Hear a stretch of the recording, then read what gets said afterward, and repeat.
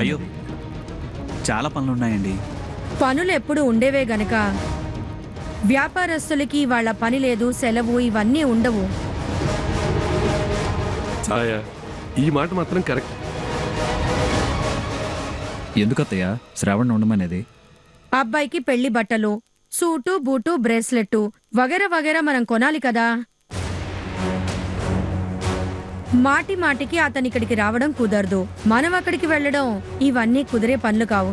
4 రోజులు ఇక్కడే ఉండి ఆ సెలెక్షన్ ఏదో చేసేసి మనం కొనేస్తే ఓ పనైపోతుంది కదా. నువ్వు చెప్పేది బానే ఉంది అత్తయ్య. అబ్బాయి ఇక్కడ ఉండడం వల్ల ఇటు అతనికి నచ్చినవి కొనడమే కాదు, నచ్చిన మనిషికి కాస్త దగ్గరవ్వచ్చు.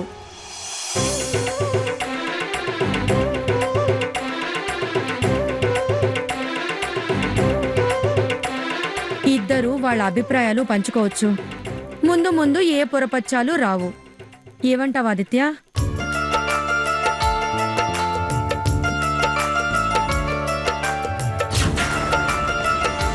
నువ్వు చెప్పింది చాలా బాగుంది. ఇంతకాలానికి ఓ బ్రహ్మాండమైన మాట అన్నావు. నేనెప్పుడు బ్రహ్మాండమైన మాటలే మాట్లాడతాను, మీరే సరిగ్గా అర్థం చేసుకోరు అంతే. శ్రావణ్, మీ అమ్మా నాన్నకి ఫోన్ చేసి 1 వారం ఇక్కడే ఉంటానని చెప్పు. ఎందుకో ఏంటో వివరంగా చెప్పు. ఇక్కడ ఉన్నా కూడా అక్కడ వ్యవహారాలు చూసుకోవచ్చు. ఏమంటావు? సరే బావా.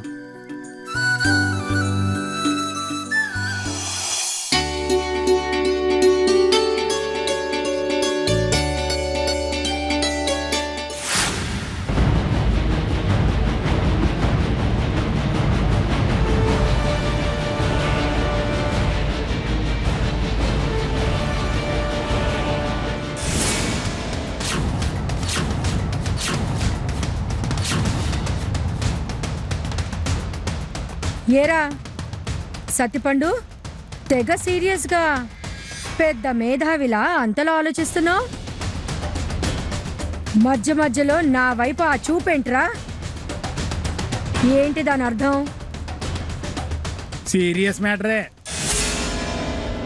లేకపోతే ఎందుకు ఇలా పిచ్చోళ్ళ తిరుగుతాను? నా తలపండు ఒక్కలవుతుంది కానీ నీ బుర్రలో ఆలోచన ఏంటో నా బుర్రకి స్ట్రైక్ అయి చావటం లేదు.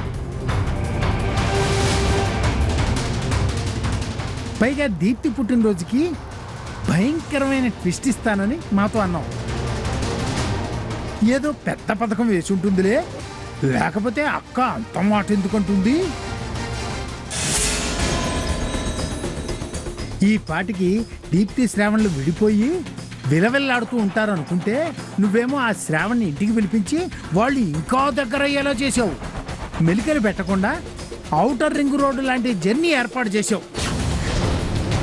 అసలు ఎందుకు ఇలా చేస్తున్నావో అర్థం కాక బుర్ర హీటెక్కి కాళ్ళని నిలకడగా నిలవనీయడం లేదు.